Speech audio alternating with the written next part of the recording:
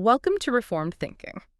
Usually when we talk about making choices in life, there is this expectation of obvious universal preferences. Right. Things that basically everyone would agree on. Yeah. Imagine for a moment that you are holding two envelopes. You open the first one, and it is an invitation to a joyous banquet, a house of feasting. Okay, that sounds like a good evening. Yeah, there will be music, incredible food, laughter, and all your friends are gathered under these sparkling lights. But then you open the second envelope. Let me guess, not a banquet. Far from it. It is an invitation to a grieving household, a house of mourning, somber faces, tears, quiet whispers, and the heavy shadow of loss. Wow, quite the contrast. It is. Now, if you had to choose where to spend your evening, the choice seems completely obvious, right? We naturally run toward the light and the laughter. We avoid the grief. It is a completely instinctual reaction. Yeah. Human beings naturally gravitate toward comfort and joy. We shrink back from sorrow.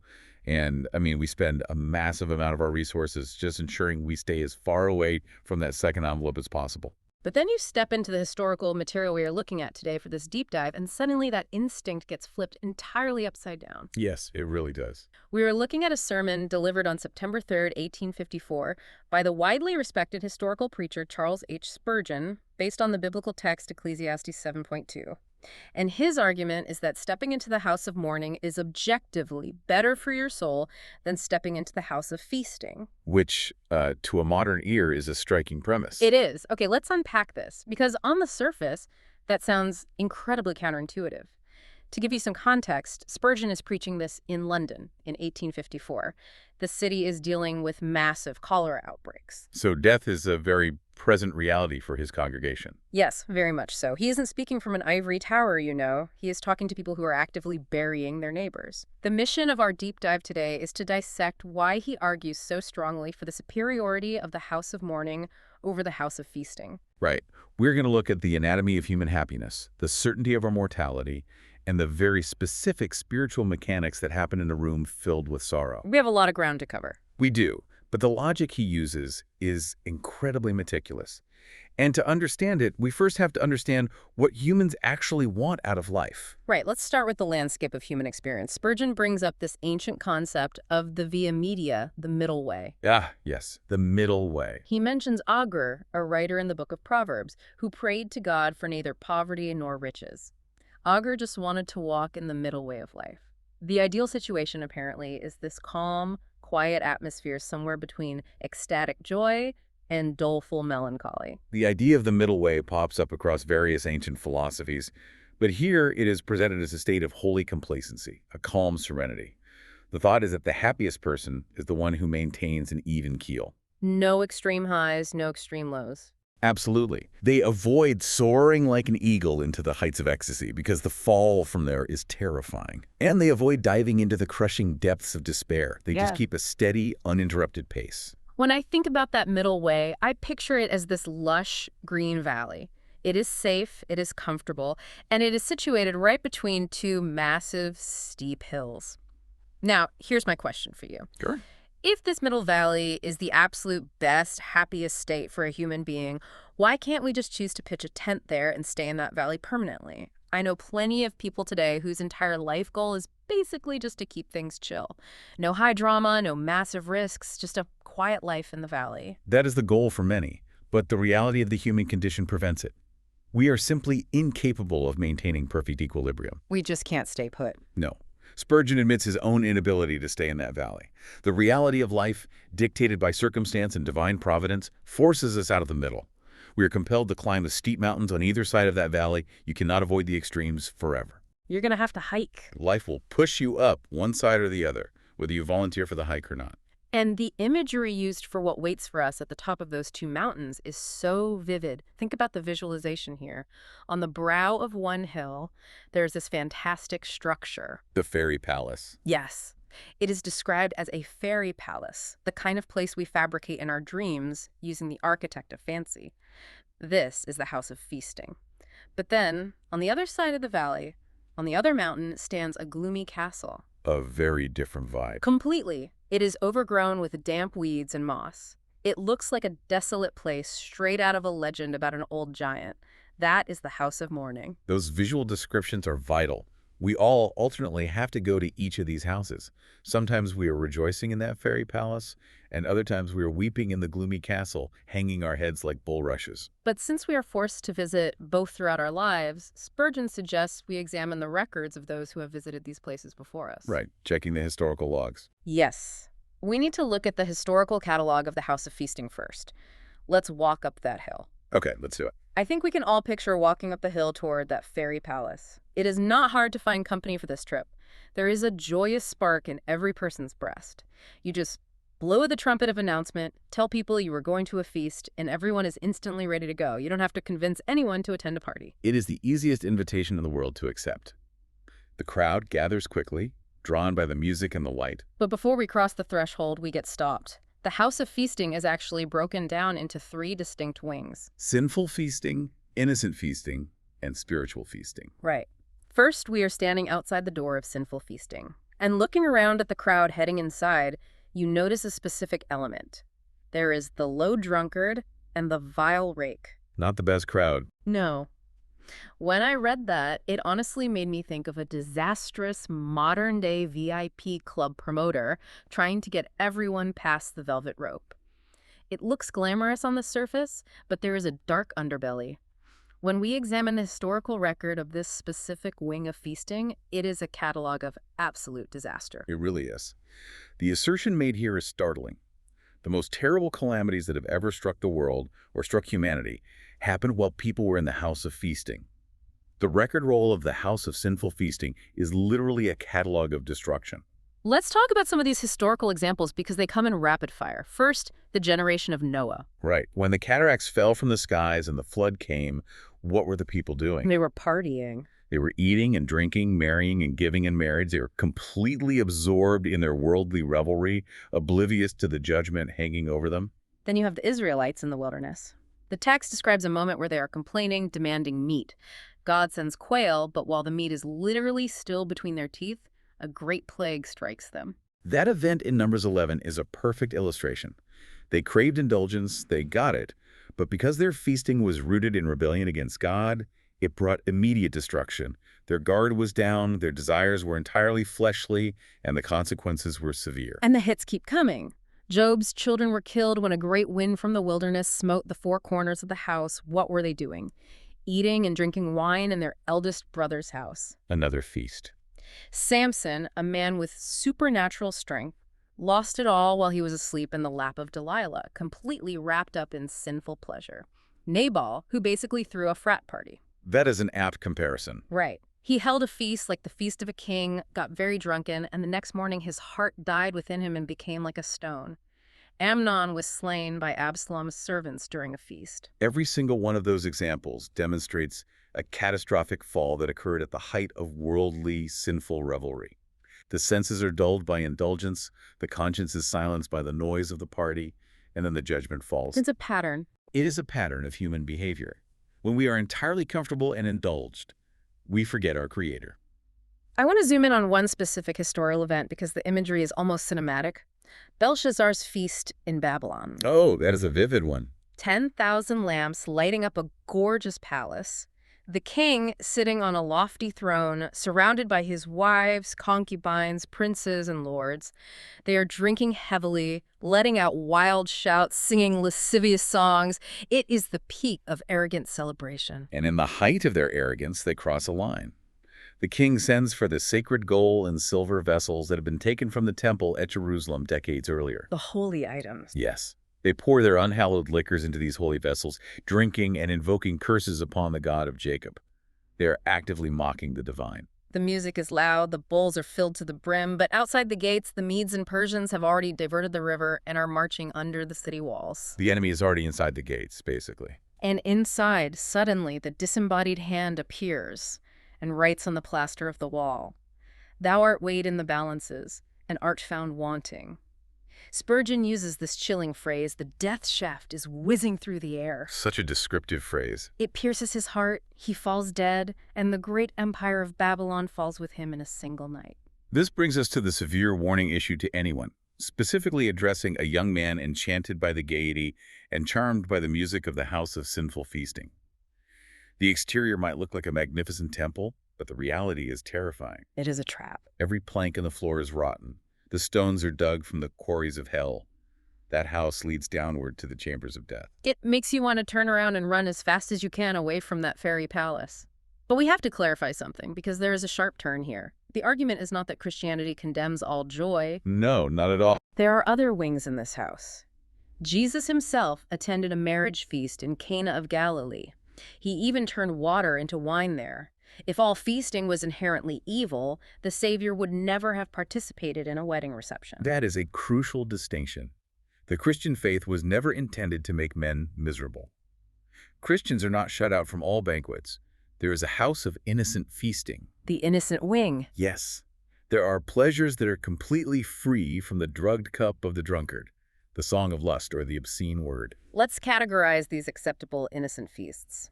First, there is the family feast. There is this beautiful picture painted of a sire gathering his scattered sons and daughters back to his house once a year. The grandchildren are there, climbing on his knees. It is described as hallowed mirth. Then there is the feast of brotherly kindness. We see the example of Joseph making a feast for his brother in Egypt. Families often sever ties and quarrel, despite being rocked in the same cradle and playing under the same roof. That still happens today. All the time. Yeah. Coming together in brotherly love, reconciling, and sharing a meal is a commendable feast. We also see the Feast of Hospitality. Abraham killing a calf and baking cakes for 3 strangers, thereby entertaining angels unawares. Or Martha and Mary hosting Jesus at Bethany. Think about how different that is from our modern dinner parties. How do you mean? Well, today, a dinner party is often a curated Instagram aesthetic designed to impress your peers. But biblical hospitality was about bringing in the weary traveler and offering genuine rest. Yes. Genuine hospitality focuses on the needs of the guest rather than the prestige of the host. Now, I want to bring up the Feast of Charity. The material mentions Matthew inviting a great number of publicans and sinners to his house to meet Jesus. And Spurgeon talks about his own practice of going into the houses of the lost, the poor, and the broken, even on the Sabbath. Yes, he made a habit of it. He describes laying a hand on their shoulder and talking to them under their own roof. I struggle with this a bit, or at least I see how controversial it can be. If you are a respected religious leader, going into the slums or hanging out with people known for their vices is going to draw massive criticism. It certainly did in Jesus' time and in Spurgeon's. People will take a stand by "I am holier than thou" attitude. How do you justify stepping into those spaces without compromising your own integrity? The justification rests on the underlying theology of grace. The principle is clear. They that are whole have no need of a physician, but they that are sick. Going into the homes of the broken, even sharing a meal with them, wins their hearts. It breaks down barriers. Absolutely. If you stay away and demand they clean themselves up before you associate with them, you build an insurmountable wall. But by entering their space, you demonstrate grace rather than separation. Having the poor, the maimed, the halt, and the blind around your table brings more honor to your dining room than a company of princes and nobles, because it reflects the unmerited favor of God. That turns the whole concept of a dinner party upside down. So we have sinful feasting, which is a trap. We have innocent feasting, which is good and hallowed. But then we reach the highest tier spiritual feasting. The spiritual wing of the house of feasting. Yeah. This is where the believer experiences the communion and eternal love of God. The imagery used for spiritual feasting is breathtaking. It talks about soaring like eagles far beyond the glowing firmament where the stars are glittering, entering the banqueting house under a banner of love, tasting the wines on the lees well refined. Very poetic. It compares it to Peter on the mountain of transfiguration, overwhelmed by the glory of Christ, saying, "Master, it is good for us to be here." It is an ecstasy of delight. The believer wants to stay there, to have years of the sunshine of God's countenance and eternity of it. It is a foretaste of heaven. And yet, here is the central tension of our entire discussion. Even though spiritual feasting is holy, and even though innocent feasting is completely allowable and good, the overarching thesis remains perfectly intact. Spurgeon says it out loud. He likes the house of feasting much better. He wants to live in that ecstasy. But, he insists, it is still objectively better for the human soul to be dragged into the house of mourning. This raises the obvious question, why? Why is the gloomy castle better than the banqueting house of spiritual joy?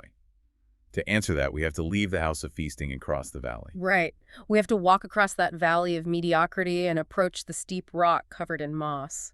There's a striking, almost jarring metaphor used here. It says the great fisher destiny stands there. He hooks us in the flesh and drags us by an iron chain into the valley of tears. He drags us. Yes, we do not walk into the house of mourning willingly. We are dragged there. That imagery of the hook and the iron chain conveys the inevitability of suffering.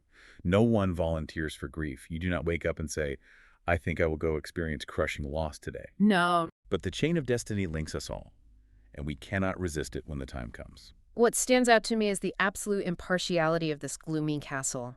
I look around the house of feasting, and maybe I only see the wealthy or the carefree. But inside the house of mourning, princes, nobles, earls, and dukes are all jostling in the same crowd with the poor peasant who has nothing to lose but his one child and his unburied wife. It levels everyone. Death touches the palace and the cottage equally. Everyone is forced to eat the same gravel stones and wormwood of grief. That phrase, gravel stones and wormwood, captures the gritty, bitter reality of sorrow. It is a universally shared human experience.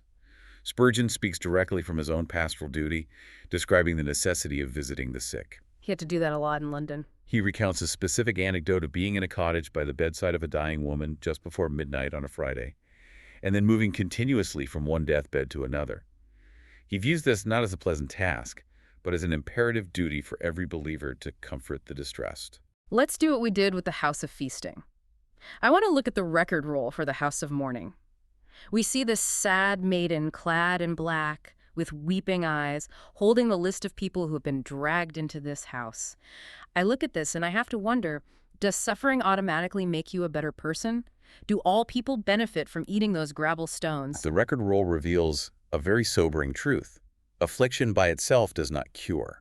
Suffering is not a magic spell. The visitors are divided into two distinct groups.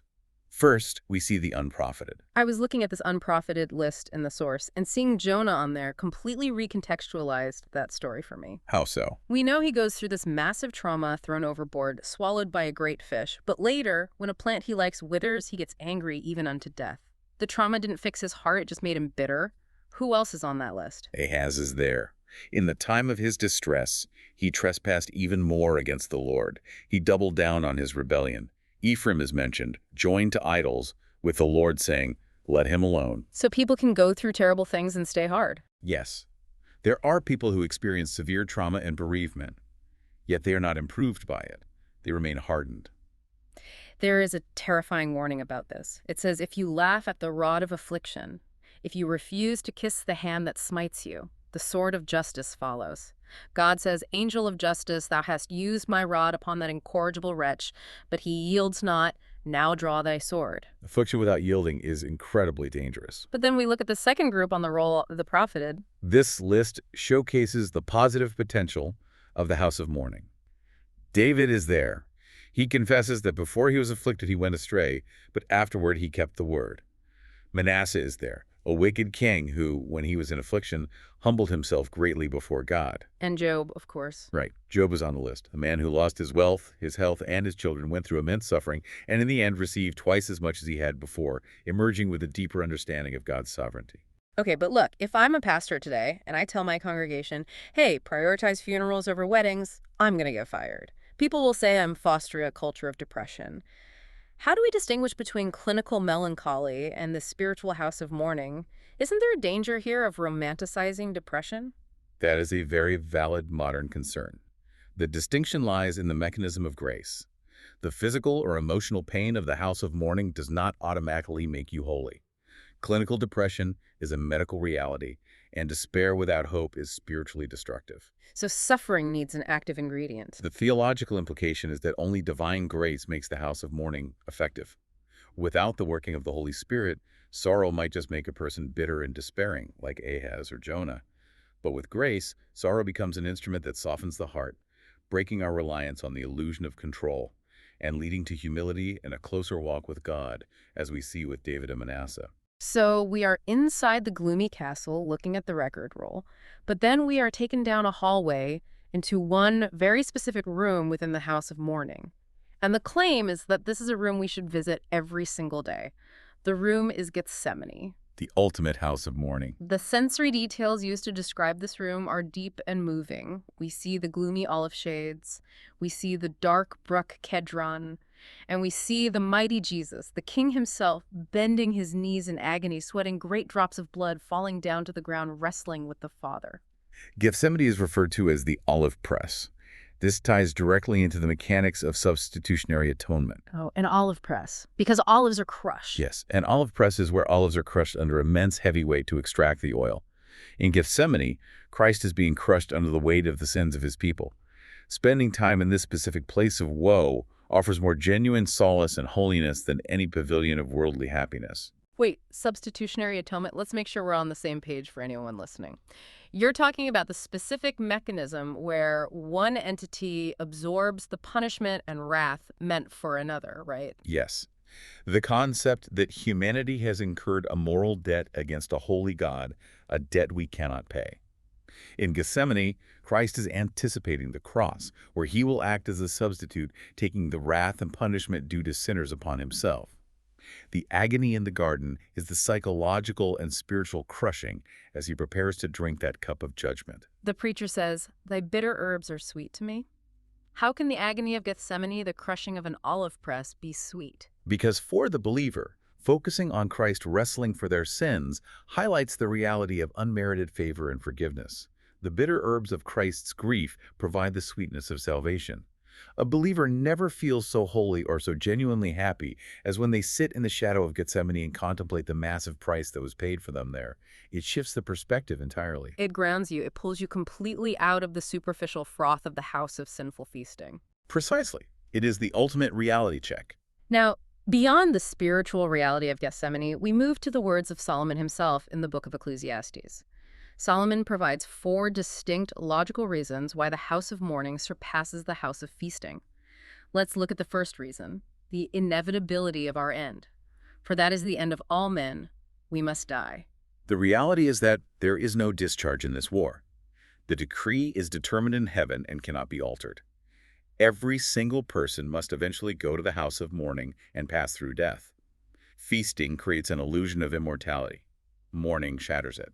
There is a fascinating historical detail shared about this. The ancient Egyptians used to keep a skeleton at the table during every feast. Imagine that. You are passing the bread, and there is a literal skeleton sitting at the head of the table. It is hard to imagine. If a restaurant did that today, their Yelp reviews would be terrible. Food was great.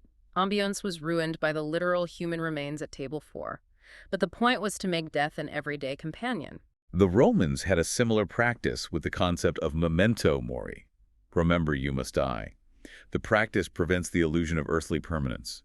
It forces the reality of the end upon the mind, even in moments of high joy, preventing arrogance and keeping life in perspective. There is an incredible war horse analogy used here to explain the psychology of this. How do you train a horse for battle? You do not just ride it straight into cannon fire. It would panic. Of course. They take the horses into the barrack yards first and fire gunpowder directly into their faces. They do this over and over until the horse is so used to the smoke and the noise that it will charge into a real battle completely unterrified. It is essentially exposure therapy. That is a brilliant analogy for facing our own mortality. By spending time in the house of mourning, by sitting with dying friends and grieving families, we are getting the gunpowder fired in our faces. We are accustoming our souls to the thought of death. We make it familiar. So when our own time comes, the terror and abhorrence of death have been broken down. Which moves us right into Solomon's next point, how we process that reality. The living will lay it to his heart. Contrast the 2 houses on this point. If you go to the house of feasting, there is nothing substantial to lay to your heart. It is described as froth, a vanishing bubble. You touch it and it's gone. You touch it and it disappears. You put on your festal garb, you enjoy the music, and when you leave, you have learned nothing of lasting value. The conversation was light, the laughs were loud, but your soul is empty. But in the darkness of the house of mourning, there is something solid. The argument is that there is something more solid in the darkness than in the sunshine. When you sit with a grieving widow or you stand by a casket, you get something tangible to bring away and lay to your heart. It forces introspection. You cannot stand at a grave and not evaluate your own life, your own priorities, and what truly matters. It strips away the superficial nonsense we worry about daily. Which brings us to the most fascinating analogy of the whole discussion. Solomon's third reason: by the sadness of the countenance, the heart is made better. I want to pause here because the chemical analogy used to explain this blew my mind. It compares tears to aquafortis. Nitric acid. Yes, nitric acid. For those who don't know, nitric acid is a highly corrosive substance used for etching or dissolving metals. The preacher says our hearts are chained to the earth by iron chains. We love the world, we love our comforts, we love our bank accounts, our trivial pursuits, but the water in our weeping eyes acts like nitric acid. It eats away the iron chains that bind us to the earth and sets us free to soar. It is a powerful mechanism. Sorrow makes the heart more free from the earth, but it also makes the heart more sensitive to the voice of God. Think about your own group chats, or the noise of a crowded party. In the house of mirth, the noise of the song drowns out the still, small voice of God. You cannot hear anything over the band and the laughter. But in the house of mourning, everything is quiet. The heart becomes sensitive enough to hear every footfall. The imagery says you can even hear the ticking of the clock whispering, now, now, now. The urgency of time becomes deafening in the house of mourning. It strips away distractions and makes the soul highly attuned to eternal realities. And finally, we look at where we leave our hearts. Solomon's final reason. The heart of the wise is in the house of mourning. There are places we can go, but we should not take our hearts with us. The house of feasting is one of those places. If you leave your heart there, it risks becoming contaminated. You might start loving the world too much. You become attached to the applause, the comfort, the aesthetic. When you go to a feast, you hold your tongue as with a bridle. You cannot speak your soul out. You make small talk. How's the weather? How's the new job? You aren't going to break down crying about your deepest fears over appetizers, but in the house of mourning, the environment is safe for the heart. You can speak freely. You can pour your soul out to a bereaved brother or sister. You can speak of grace and precious things without holding back. And most importantly, you can safely bring your heart back home with you. It doesn't get trapped by the allure of the world. The vulnerability found in the house of mourning creates a completely different environment for the soul. It is a place of genuine connection, completely devoid of the superficiality found at a feast. So let's look at the final verdict delivered to us. After walking through the sinful, innocent, and spiritual wings of feasting, and then dragging us through the gloomy castle of mourning, Gethsemane, and the four logical arguments of Solomon, we are left with a stark reality. Death is currently flapping his dark wings around the gallery, looking into each pew to see who is next. It is a sobering, immediate call to attention. And it leads to a startling piece of practical advice. If you receive an invitation to a wedding and an invitation to a funeral, lay the funeral note on top. Do not disdain to go there. Because that is where the real work of the soul happens. But we must include one final, vital caveat.